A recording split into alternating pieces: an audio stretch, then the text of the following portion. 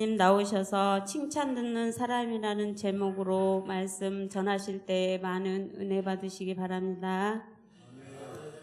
할렐루야.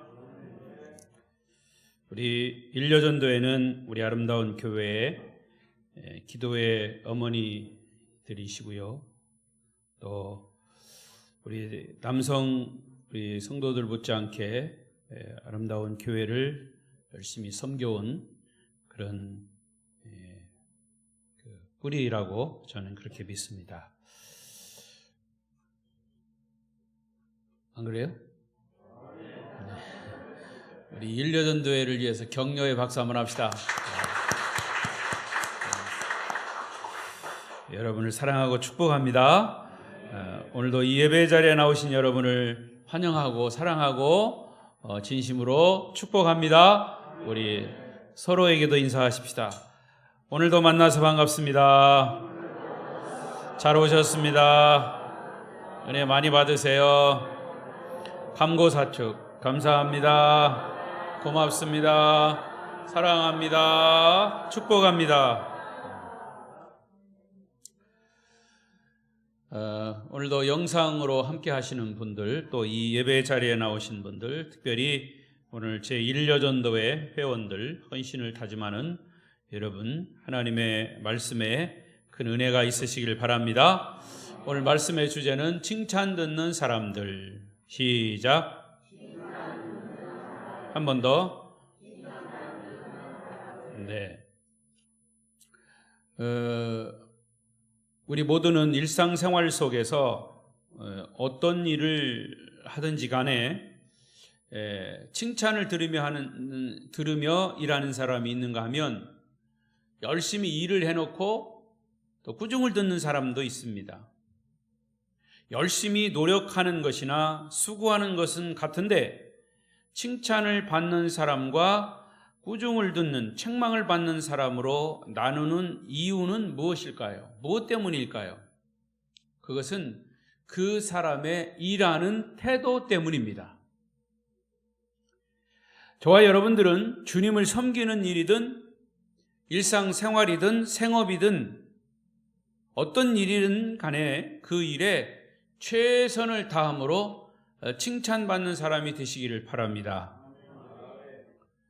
열심히 일해놓고 꾸중 들으면 너도 기분 나쁘고 나도 기분 나쁘고 서로 기분 나쁜 거예요.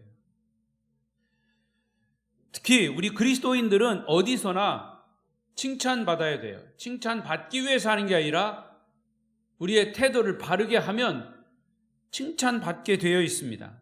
특히 예수 믿는 사람은 닉네임이 있어요. 별명이 있어요. 무슨 별명? 예수쟁이. 여기에 예수쟁이라고 붙어 있어. 안 붙어 있는 사람은 내일부터 붙이세요. 아니면 여기다 붙일 거 없네. 마스크다 붙이면 되겠네. 요즘은 또 그렇게 선전하는가 보더라고요. 뭐 KBS 기자들이 나오면 여기다 KBS라고 써붙였더라고 이렇게. 우리 예수 믿는 사람도 여기다 써붙여요. 나는 예수쟁이 이렇게. 예. 오늘 성경 본문에 보면 예루살렘 초대교회가 이제 교인들이 많아지니까 교회 일꾼들을 세우기 위해서 7명의 집사를 선택할 때 그 기준과 자격을 말씀하고 있습니다. 여러분, 교회 일꾼을 아무렇게나 세우는 것이 아니고 엄격한 자격 기준을 정하고 거기에 맞는 사람을 세웠습니다. 성경에서요. 그래서 일반적으로 이 지상의 모든 교회들도 사실은 개신교들은 교회 일꾼을 세울 때 이 성경에 근거한 일꾼을 세웁니다. 그 이유는 뭐냐? 하나님의 거룩한 사역과 그의 몸된 교회를 맡아서 일할 사람들이기 때문이죠. 요즘은 많이 달라졌습니다만 그럼에도 불구하고 어느 큰 기업에서 신입사원을 모집하는데 그 신입사원의 모집 기준을 대충 보았는데, 첫째, 대학 졸업자나 앞으로 졸업 예정자. 두 번째, 만 30세 미만인 자. 세 번째, 남자인 것 같아요. 병역 의무를 필한 자. 네 번째, 신체 건강한 자. 그리고 이 조건 이외에도 자필 이력서를 정성 들여 썼는가? 자필 이력서, 자기가 쓴 이력서. 다는 아니지만 요즘 젊은 사람들이요, 전부 이 스마트폰 또 이 컴퓨터 자판 두드리고 하니까 사실은 글씨를 쓰는 거는 이게 개발인지 세발인지 개발 세발이에요. 그래서 이게 한글인지 영어인지 잘 몰라요. 한글을 쓰는데도 뭔 글씨인지 잘 몰라요. 그러니까 사실은 이 글씨 쓰는 것도 잘 모른다는 얘기예요. 잘 못 쓴다는 얘기예요. 그래서 아직은 이 회사에서도 이력서를 쓸 때 자필로 써라 그런다. 또 자기 소견서를 명료하게 썼는가? 면접 당일에 용모는 단정한가? 입사하려는 회사에 대한 이해도는 긍정적인가 부정적인가? 그 사람이 직업관이 뚜렷한가? 혹은 운동권은 아닌가? 이런 것들을 점검하고 확인한다는 겁니다. 와, 그 조건들을 보면 회사에 신입사원 한 사람을 뽑는 것도 아무렇게나 누구나 뽑는 것이 아니라고 하는 것이 일상적인 메시지 교훈이에요. 하물며 하나님을 위해서 일할 사람들과 하나님의 교회를 섬길 사람들을 뽑는 일을 아무렇게나 누구나 뽑을 수는 없는 겁니다. 저는 목회를 하면서 또 저희 아버님이 목회하면서 그런 긴 역사를 보면 교회가 항상 일꾼을 잘못 뽑아가지고 문제가 생기는 것이 거의 태반이에요. 그런데 일꾼을 잘 뽑냐 잘못 뽑냐, 이것처럼 어려운 게 없어요.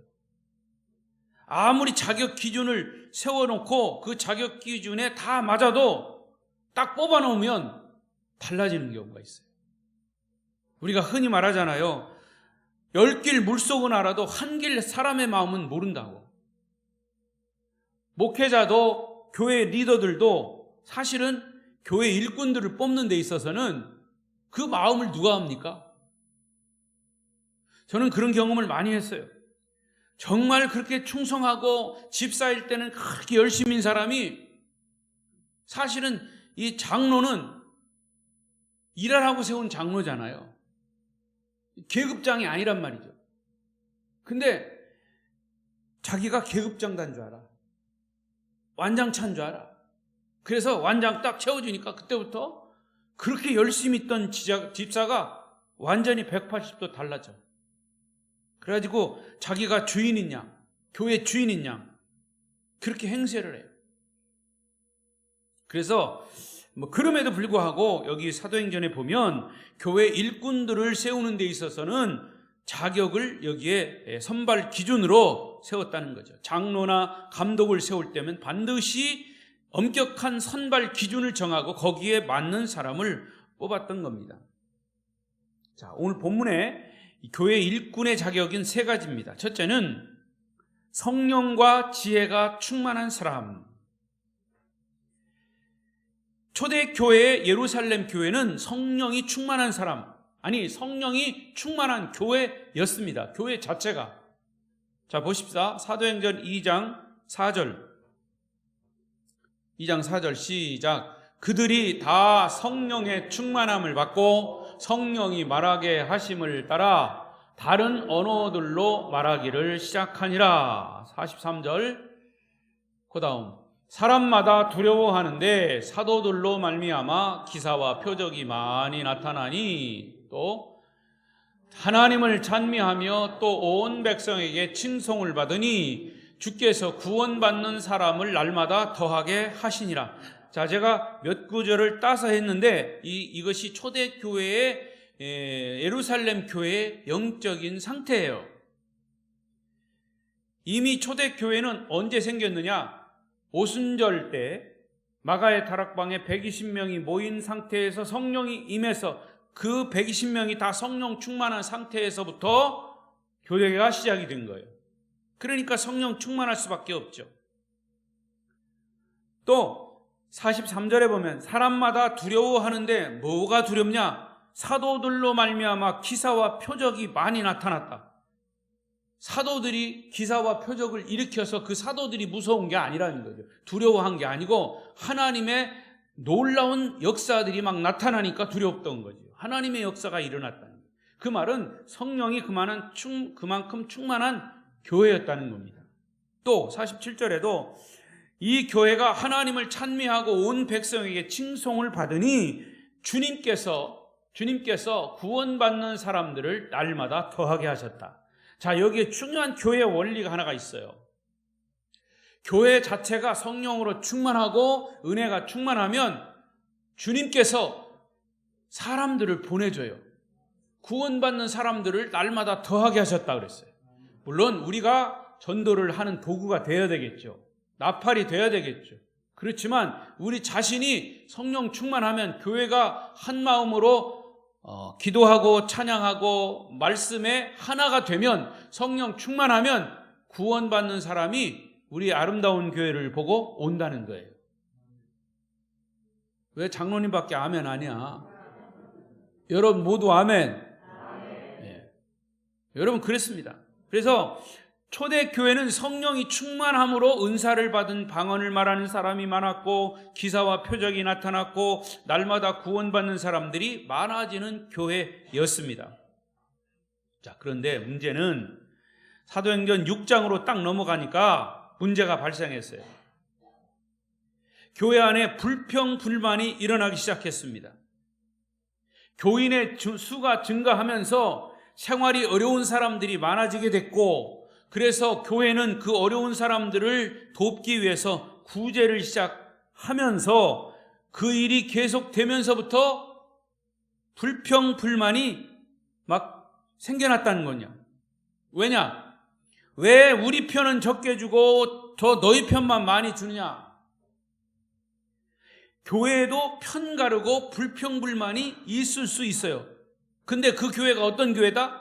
성령 충만한 교회예요. 바꿔 말하면 성령 충만한 교회도 편을 가르고 불평불만이 터져 나올 수 있다라고 하는 것을 우리는 여기서 보게 되죠. 여러분, 주는 교회가 복이 있는 교회입니다.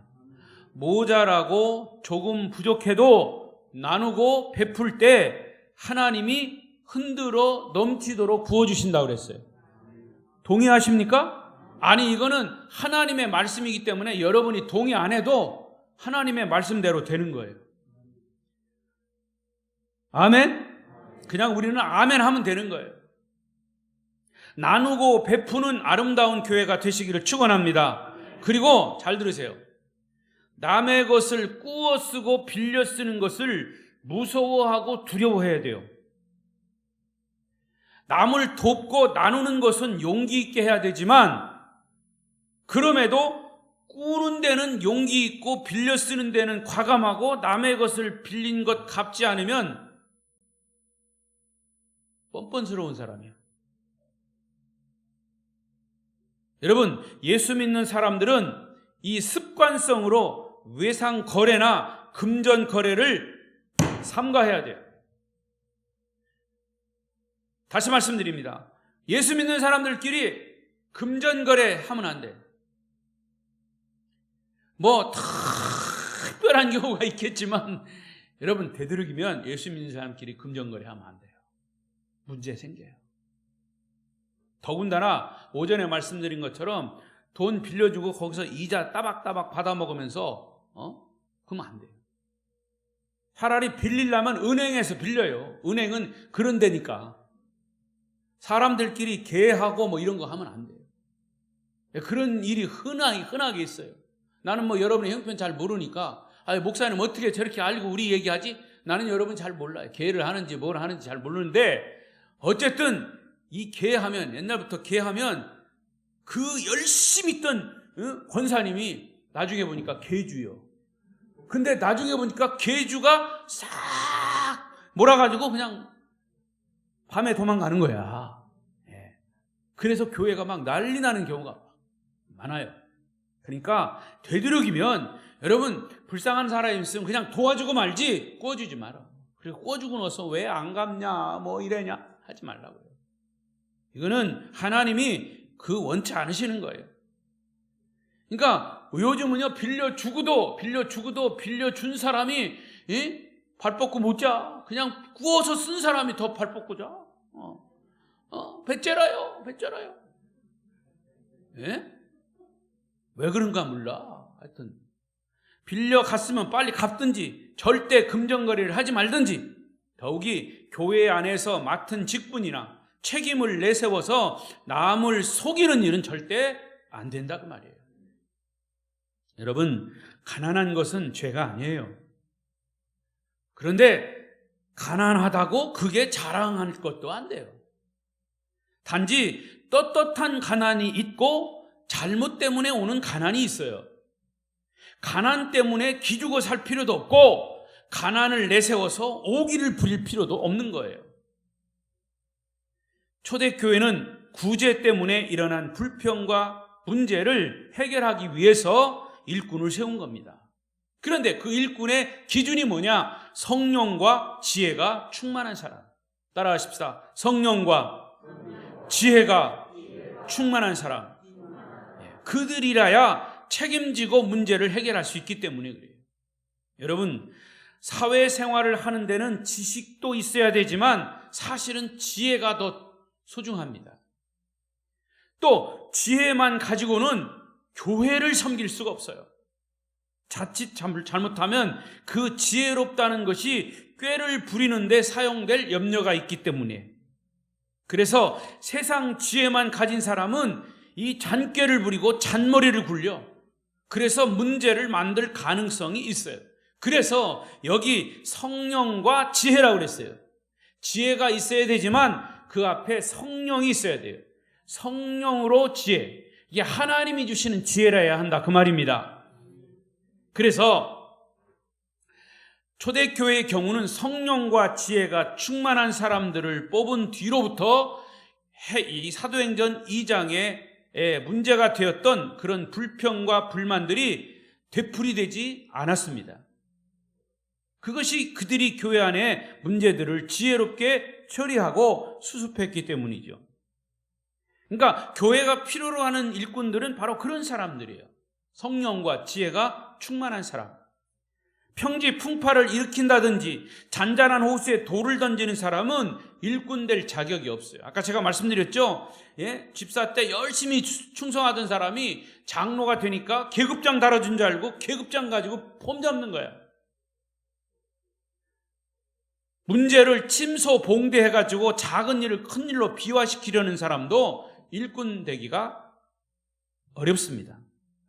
그러니까 자기 일을 스스로 책임지는 사람, 성령의 지혜로 문제를 해결하는 사람이 교회 일꾼이 돼야 한다 그 말입니다. 오늘 헌신을 다짐하는 제1여전도 회원 여러분 모두도 성령과 지혜가 충만한 우리 일꾼들이 되시기를 바랍니다. 아니 그런 자격을 가지고 지금까지 우리 아름다운 교회를 섬겨왔어요. 격려할 일이고 칭찬할 일입니다. 그 마음 변치 않고 주님 오시는 날까지 우리 아름다운 교회가 여러분들을 통해서 든든히 서가시기를 바랍니다. 근데 한 가지 꼭 제가 말하고 넘어갈 게 있어요.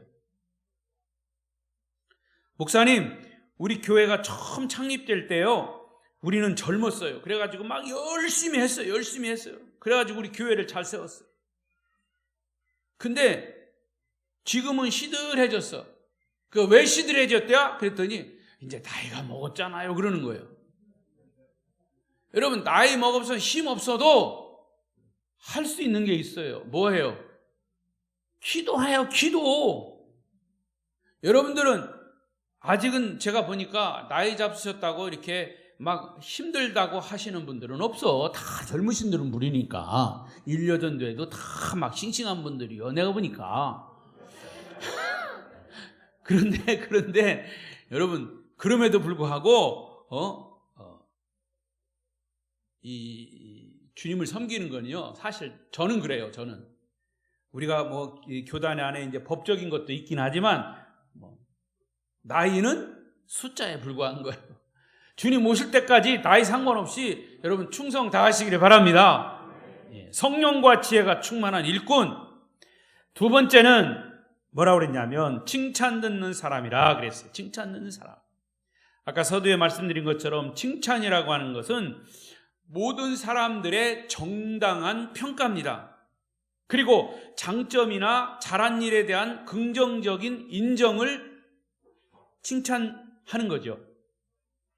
스스로 생각하기를 나는 가장 믿음이 좋다든지, 나는 옳게 살고 있다든지, 나는 옳은 일을 하고 있다든지, 내가 맡은 일에 최선을 다하여 충성하고 있다고 스스로 자부하더라도 중요한 것은 주변에서 나를 어떻게 평가하느냐 그 말이에요. 제가 뭘 했나요? 아유, 저는 한 게 없어요 하더라도 아닙니다. 당신은 위대한 일을 하셨어요. 우리 일려전도 회원들 정말 최고입니다.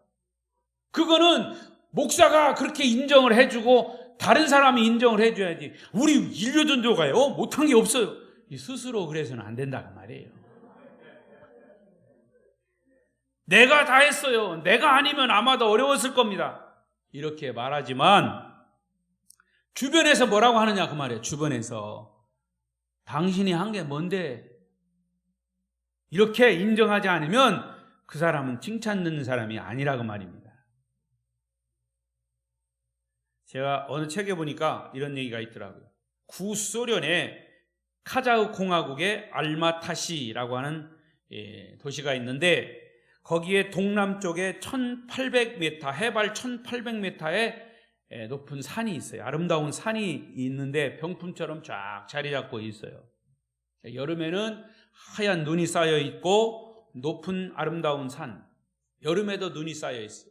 그래서 그 눈 녹은 물이 이제 그 산을 타고 쭉 계곡으로 내려오면 언제라도 먹을 수 있는 그런 아름다운 산이에요. 근데 그 산 이름이 메데오 산이에요. 메데오 마운틴, 메데오 산인데 사진을 한번 보여주세요. 이런 산입니다. 메데오 산 치면 뭐 금방 나와요. 이제 한 장면뿐인데, 근데 이 메데오 산 중턱에 이제 여기 뭐 겨울 되면 스키장도 있고 또 산 길목에는 세계에서 가장 크다는 뭐 스케이트장도 있고 합니다. 근데 왜 그 산 이름을 저 산 이름을 메데오 산이라고 했느냐? 사실 그 메데오 마운틴, 이 메데오라고 하는 이름은 사람 이름이야. 메데오.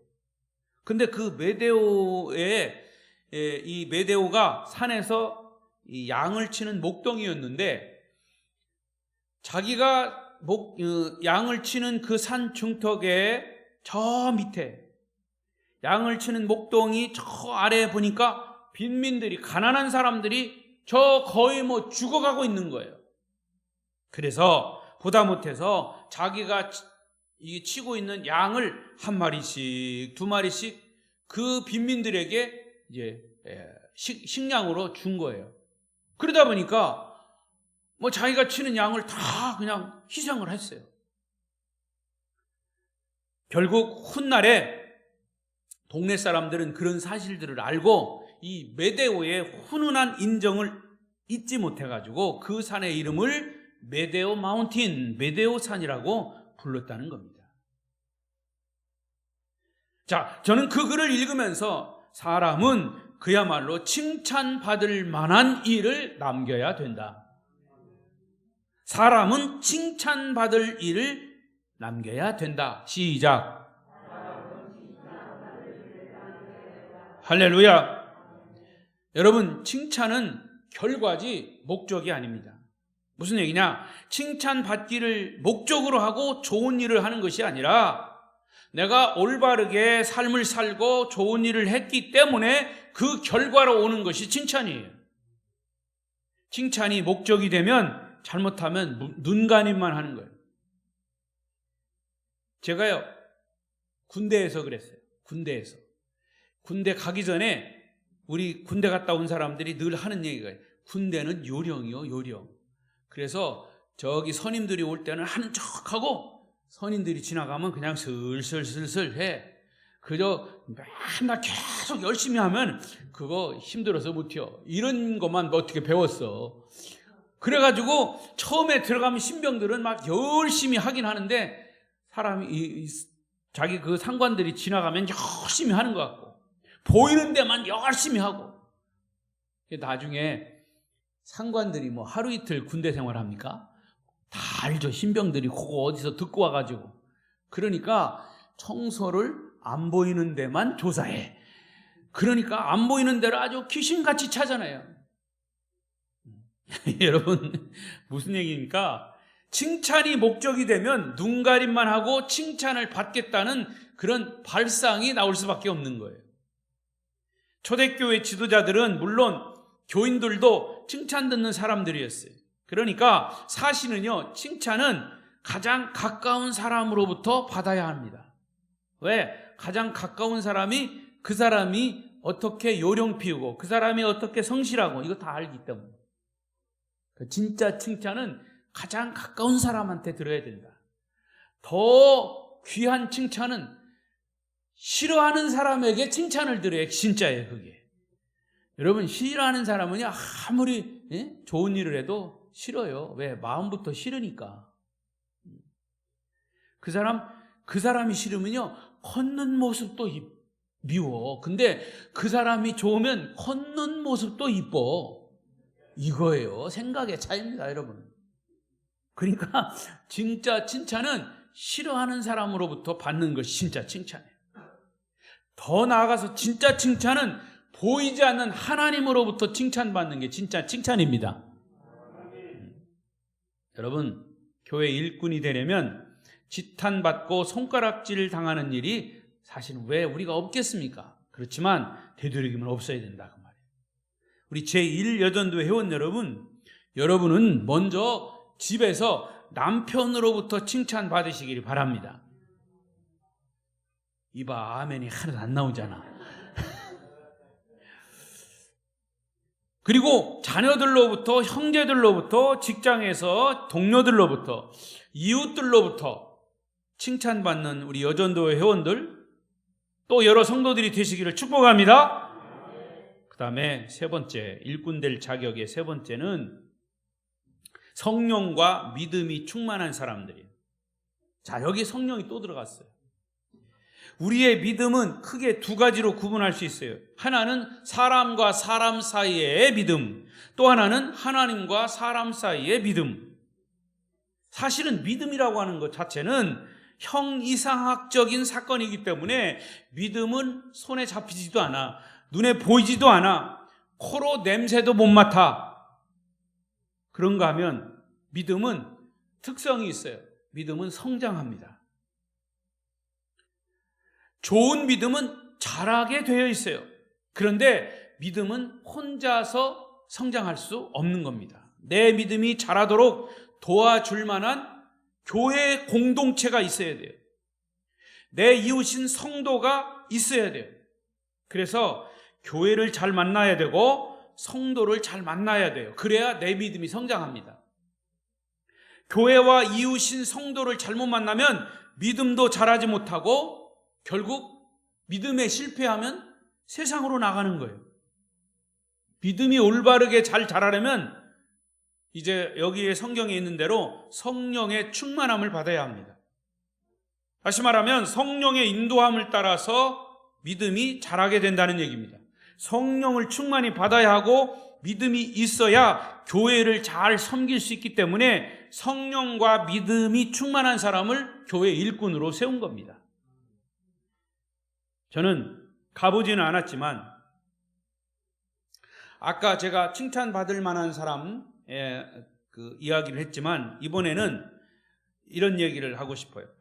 러시아의 모스크바 레닌 중앙박물관에는 레닌을 비롯한 공산주의를 이끈 지도자들의 그 석상이 있습니다. 돌로 만든 상이야. 동상, 석상, 목상 뭐 이런 거 있잖아요. 예, 사진 좀 한번 보여주세요.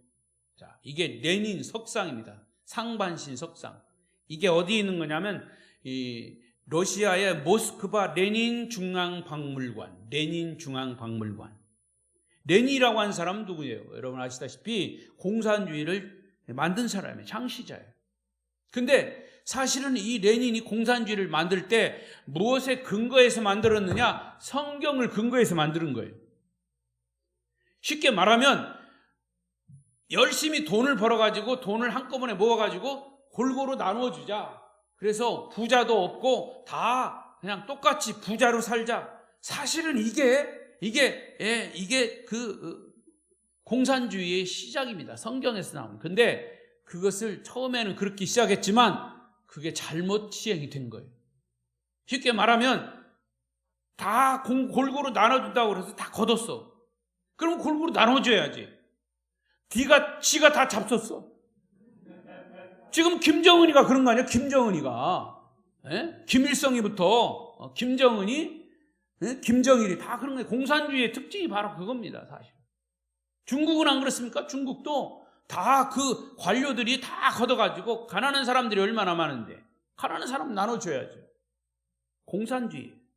그래서 사실은 여러분들이 역사에 보듯이 이 공산주의 창시자 또 레닌 그 지도자들, 공산주의 지도자들을 추종하는 자, 그리고 공산 국가들 그 겪었던 그 역사들을 보면 불행의 역사예요. 처참한 역사예요. 레닌 때문에 얼마나 많은 사람들이 이 가난의 고통을 당하고 숙청을 당하고 목숨을 빼앗겼느냐. 사실 공산주의, 아까 말씀드린 대로 성경을 잘못 해석하고 성경을 자기식으로 해석해가지고 성경을 올바로 깨우치지 못한 믿음에서부터 그런 잘못된 것이 나온 겁니다. 이단도 뭐예요? 이단도 다 성경을 잘못 해석해서 나온 게. 그러니까 레닌과 공산주의자들의 믿음은 빗나간 믿음이, 참된 믿음은 성령의 감동으로 임합니다. 그 믿음을 가져야 주님과 교회를 바르게 섬길 수 있는 거지요. 성령과 믿음이 충만한 사람이라야 교회를 유익하게 할 수 있는 겁니다. 끝까지 충성하는 겁니다. 그리고 끝까지 믿음을 지켜가는 겁니다.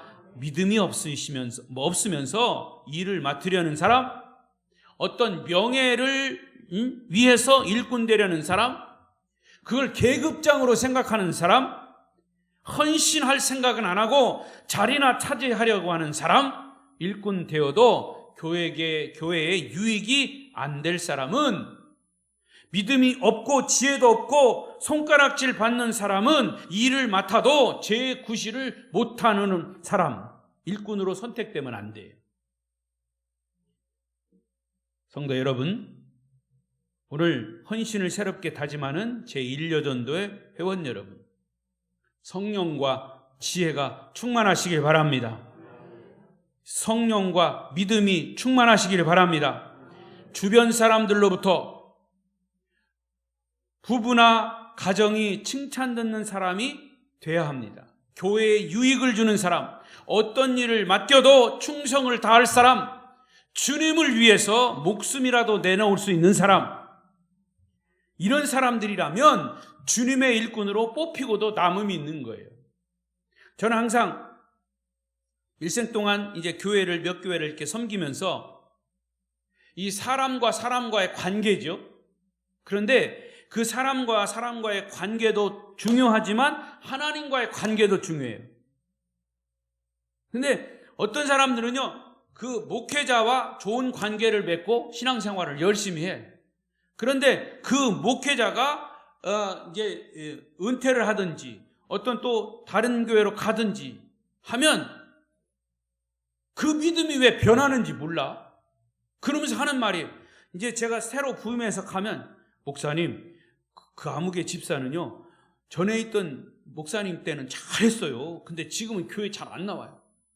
그게 뭐냐 말이에요. 그게 누구한테 충성한 거예요?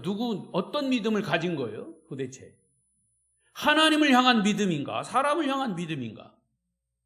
그러니까 여러분, 제가 항상 말하는 것처럼 우리 사람들은 이렇게 지나가는 거예요. 사람들도 관계도 지나가고 다 역사도 지나가지만 여러분들의 마음속에 딱 그렇게 박혀 있어야 할 거는 뭐예요? 복음이에요. 복음. 하나님을 향한 믿음이에요. 사람들은 어차피 지나가는 거예요. 그러니까 지나간 사람 생각하지 말고 주님만 생각하라. 그럼 나중에 그분이 목사님이었던 어떤 신자가 됐던 나중에는 다 만나게 돼 있어. 그렇게 그리워해도 어디 가서 천국 가서 다 만나게 돼 있어. 그러니까 지나간 사람 생각하지 말고 주님만 생각하라. 어차피 역사는 지나가고 사람은 지나가는 거예요. 남아있는 것은 우리가 교회에 왜 나오느냐? 복음 때문에 나오는 거예요. 예수 때문에 나오는 거예요. 구원받기 위해서 나오는 거예요. 그럼 구원받은 자로서의 삶을 우리가 끝까지 살면 지나간 사람도 만나는 사람도 결국엔 거기서 만나게 돼요. 여러분들은 어떤 사람들이 되기를 원하십니까? 성령과 믿음이 충만해서 먼저는 주님께 그리고 이웃인 성도에게 칭찬받는 우리 일여전도 회원과 우리 아름다운 교회 성도들 되시기를 축원합니다. 기도하십시다. 오늘 주신 말씀대로 우리가 다 완벽하지는 못하지만 오늘 주신 말씀 그대로 하나님 그렇습니다. 우리는 부족하고 연약하지만 성령과 믿음과 지혜